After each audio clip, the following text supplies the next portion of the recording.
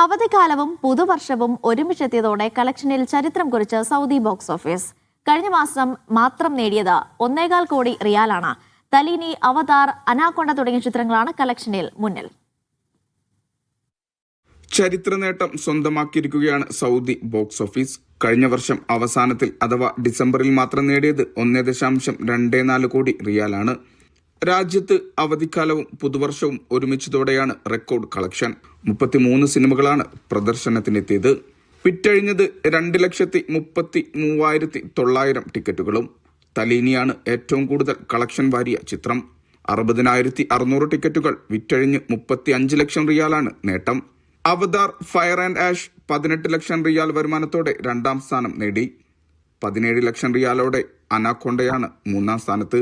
Search for square pants എന്ന ചിത്രം 10 ലക്ഷം റിയാൽ നേടി 4ാം സ്ഥാനത്തെത്തി. സിനിമാ മേഖലയുടെ വികസനത്തിനായി വിവിധ പദ്ധതികളാണ് രാജ്യത്ത് നടപ്പാക്കിയിട്ടുള്ളത്.